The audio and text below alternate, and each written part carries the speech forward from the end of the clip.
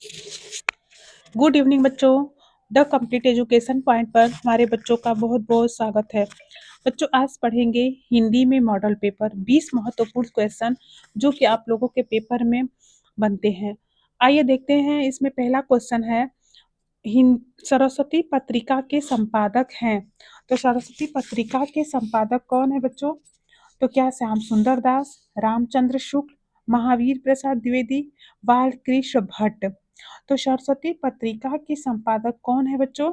महावीर प्रसाद द्विवेदी। क्या होगा इसमें? ऑप्शन सी सही होगा, महावीर प्रसाद द्विवेदी।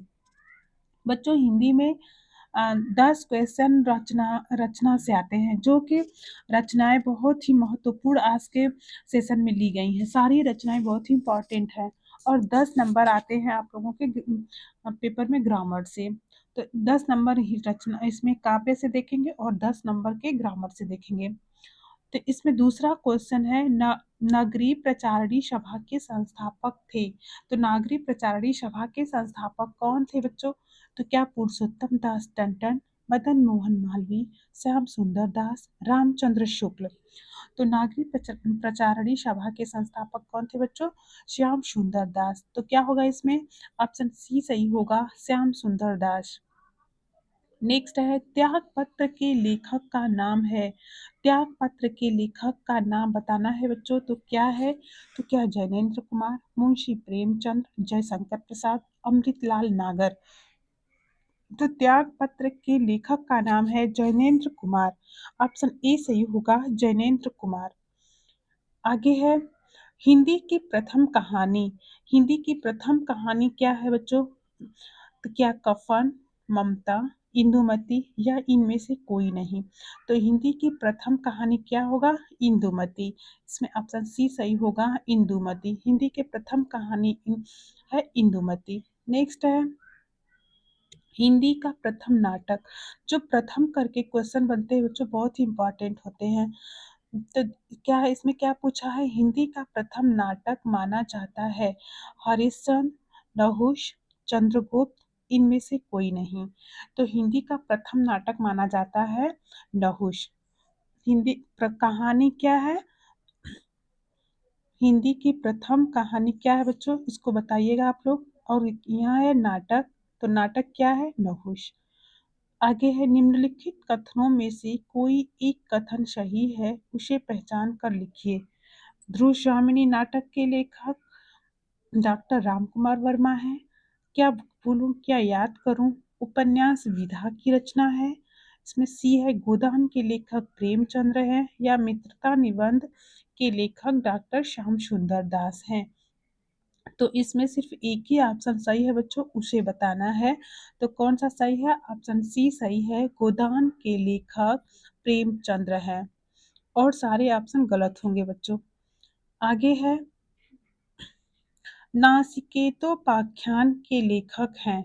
तो नासिकेतोपाख्यान के लेखक कौन है? क्या सदल मिश्र, लल्लू लाल, इंसा अल्लाह खां, सदा शुक्लाल। तो नासिकेतोपाख्यान के लेखक हैं नासिकेतोपाख्यान के लेखक कौन है? तो क्या होगा बच्चों? नासिकेतोपाख्यान के लेखक सदल मिश्र। इसमें ऑप्शन ए सही होगा, सदल मिश्र। लल्लू लाल नहीं होगा, इंसा अल्लाह खान नहीं होगा, सदा शुक्लाल नहीं होगा। क्या होगा? सदल मिश्र। आगे है, पानी में चंदा और चांद पर आदमी के लेखक हैं। तो बहुत ही अच्छा क्वेश्चन है बच्चों, बार बार परीक्षाओं में रिपीट होने वाला क्वेश्चन है। पानी में चंदा और चांद पर आदमी के लेखक हैं। क्या जयशंकर प्रसाद, धर्मवीर भारती, आचार्य रामचंद्र शुक्ल, प्रताप नारायण मिश्र। तो क्या होगा इसमें? जयप्रकाश भारती। पानी में चंदा और चांद पर आदमी के लेखक कौन है? जयप्रकाश भारती। आगे है, बर्फ की गुड़िया के रचनाकार हैं। तो बर्फ की गुड़िया के रचनाकार कौन है बच्चों? बताइएगा। क्या पद्मलाल पुन्नालाल बख्शी, जयप्रकाश भारती, रामधारी सिंह दिनकर, आचार्य रामचंद्र शुक्ल। तो बर्फ की गुड़िया के रचनाकार हैं जयप्रकाश भारती। क्या होगा? ऑप्शन बी सही होगा, जयप्रकाश भारती। नेक्स्ट है, रानी केतकी की कहानी के रचनाकार हैं। तो रानी केतकी की कहानी के रचनाकार कौन है बच्चों? इंशा अल्लाह खां, मुंशी सदाशिवलाल, लल्लू लाल या इनमें से कोई नहीं। 2025 में पूछा गया प्रश्न है बच्चों ये रानी केतकी की कहानी। सारे क्वेश्चन बच्चों हर ईयर में पूछे गए प्रश्न हैं। तो क्या होगा? ऑप्शन ए सही होगा, इंशा अल्लाह खां। रानी केतकी की कहानी किसकी रचना है? इंशा अल्लाह खां की। यह हमारे 10 नंबर साहित्य से थे बच्चों। आगे देखते हैं 10 नंबर ग्रामर से। तो क्या है इसमें? रस सिद्धांत के आदि प्रवर्तक कौन है? रस सिद्धांत के आदि प्रवर्तक कौन है? तो क्या भरत मुनि, भानुदत्त, विश्वनाथ, भामा। तो रस सिद्धांत के आदि प्रवर्तक कौन है बच्चों? भरत मुनि। क्या रस सिद्धांत के प्रवर्तक किसे माना जाता है? भरत मुनि को। इसमें ऑप्शन ए सही होगा। नेक्स्ट है, बंद मुनिपद कंज रामायण जे ही निर्मय सरवर सुकमल मंजू दोष रहित दूषण सहित उपर्युक्त छंद को पहचानिए। इसमें छंद बताना है बच्चों। तो आप लोगों को 2 ही छंद पढ़ने हैं। तो इसमें से कौन सा छंद है? क्या रोला है, सोरठा है, दोहा है, चौपाई है। तो कौन सा छंद होगा? सोरठा। इसमें ऑप्शन बी सही होगा, सोरठा। रोला और सोरठा 2 छंद बच्चों आप लोगों के पेपर में आएंगे। आगे है, आहुति सी गिर चढ़ी चिता पर उठी ज्वाला सी उपयुक्त पंक्ति में कौन सा अलंकार है? यहाँ अलंकार पूछा बच्चों, आप लोगों को बताना है यह कौन सा अलंकार है। क्या रूपक अलंकार है, उत्प्रेक्षा अलंकार है, उपमा अलंकार है, अनुप्रास अलंकार है। तो आहुति सी गिर पड़ी चिता पर चढ़ी ज्वाला सी, जहाँ सा सी सम ऐसे वर्ड आ जाए वहाँ कौन सा अलंकार होता है? उपमा अलंकार होता है। योजक चिन्ह आ जाए बच्चों और सी से सम आ जाए वहाँ क्या होगा? उपमा अलंकार। और उत्प्रेक्षा अलंकार में क्या होता है? जनहु जानो मनहु मानो ऐसे शब्द जहाँ आ जाए वहाँ क्या होगा? उत्प्रेक्षा अलंकार होगा। नेक्स्ट है, शताब्दी में समास है। यहाँ एक क्वेश्चन है बच्चों समास से है। तो शताब्दी में कौन सा समास है? क्या कर्मधारय समास है, बहुब्रीहि समास है, द्वंद्व समास है या द्विगु समास है? तो शताब्दी में कौन सा समास है? द्विगु समास है। द्विगु समास शताब्दी में क्या होता है बच्चों? जो शब्द शब्दों से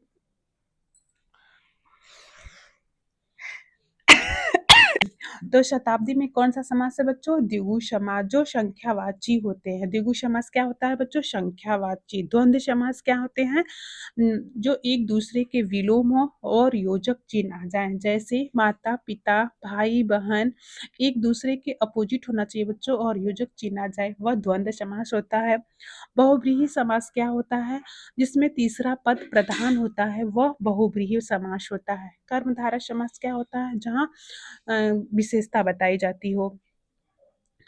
आगे है, अग्नि का पर्यायवाची कौन है? यहाँ पर्यायवाची एक क्वेश्चन आप लोगों से पर्यायवाची से आएंगे। तो अग्नि का पर्यायवाची बताइएगा। क्या पावक है, सोम है, तो वो है अनिल है। तो अग्नि का पर्यायवाची क्या है? पावक। ऑप्शन ए सही होगा, पावक। आगे है, क्षेत्र का तद्भव है। तद्भव और तत्सम से एक क्वेश्चन बनते हैं बच्चों। तो क्षेत्र का तद्भव बताना है। तो पहले जानिएगा तद्भव क्या होता है और तत्सम क्या होता है। तो तद्भव जो हिंदी के शब्द होते हैं उसे तद्भव कहते हैं और जो संस्कृत के शब्द होते हैं उसे तत्सम कहते हैं। तो यहाँ क्या पूछा है? तद्भव पूछा है। तो बताइएगा क्या खेत है, छत है, कुआं है या इनमें से कोई नहीं। तो क्षेत्र का तद्भव क्या होगा बच्चों? खेत। इसमें यहाँ तद्भव बताना है तो इसका मतलब क्षेत्र का हिंदी उसका क्या होगा? जब तत्सम उसका बनाएंगे बच्चों तो छतरी छ तद्भव बनाएंगे तो छतरी छ का ख हो जाता है। तो क्षेत्र का खेत हो जाएगा। नेक्स्ट है, अशुद्ध शब्द में कौन सा उपसर्ग है? यहाँ उपसर्ग बताना है। जो अशुद्ध शब्द में कौन सा उपसर्ग है? क्या शु उपसर्ग है, अ उपसर्ग है, अप है या प्र है? तो अशुद्ध में कौन सा उपसर्ग है बच्चों? अ। जो शब्दांश के आगे जुड़ता है वह उपसर्ग होता है और जो शब्दांश के पीछे जुड़ता है वह प्रत्यय होता है। तो इसमें क्या होगा? आप लोगों का क्या उपसर्ग होगा? ऑप्शन बी सही होगा। नेक्स्ट है, जिसे परिश्रम करना आता है वही जीवन का आनंद उठा पाता है। एक क्वेश्चन बच्चों ये वाक्य से है, एक आप लोगों का पेपर में वाक्य से एक क्वेश्चन आएंगे, तो कौन सा वाक्य है यह बताना है। तो क्या सरल वाक्य है, संयुक्त वाक्य है, या मिश्रित वाक्य है, या विधानवाचक वाक्य है। तो यह कौन सा वाक्य है, मिश्रित वाक्य है। जिसे परिश्रम करना आता है वही जीवन का आनंद उठा पाता है। तो यह क्या होगा, हमारा मिश्रित वाक्य होगा। प्रिया से आया नहीं जाता वाक्य का कृत वाच्य में रूपांतरण होगा। तो प्रिया से आया नहीं जाता इस वाक्य का आप लोगों का कर्तृवाच्य में रूपांतरण करना है। तो क्या होगा, प्रिया नहीं आती, प्रिया से नहीं आया जाता, या प्रिया द्वारा आया जाता, या प्रिया आएगी। तो इसका क्या करना है बच्चों, कृतवाच्य में रूपांतरण करना है। तो इसमें ऑप्शन ए सही होगा, प्रिया नहीं आती। तो वाच्य कितने प्रकार के होते हैं बच्चों, इसको बताइएगा। वाच्य 3 प्रकार के होते हैं, कर्तृवाच्य, कर्मवाच्य, भाववाच्य। आगे है, उपेंद्र से चला नहीं जाता वाक्य किस वाच्य से संबंधित है। तो उपेंद्र से चला नहीं जाता यह वाच्य कौन सा वाच्य है, क्या भाववाच्य है, कर्मवाच्य है, कृतवाच्य है, या इनमें से कोई नहीं। तो यह क्या होगा, भाववाच्य होगा। जहाँ भी बच्चों नहीं आ जाए, जहाँ जिस भी वाक्य में नहीं दिख जाए वहाँ क्या होता है, भाववाच्य होता है।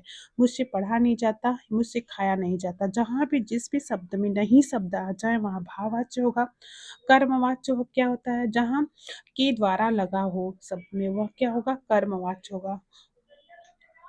यह हमारे 20 क्वेश्चन पूरे होते हैं बच्चों। थैंक यू, धन्यवाद।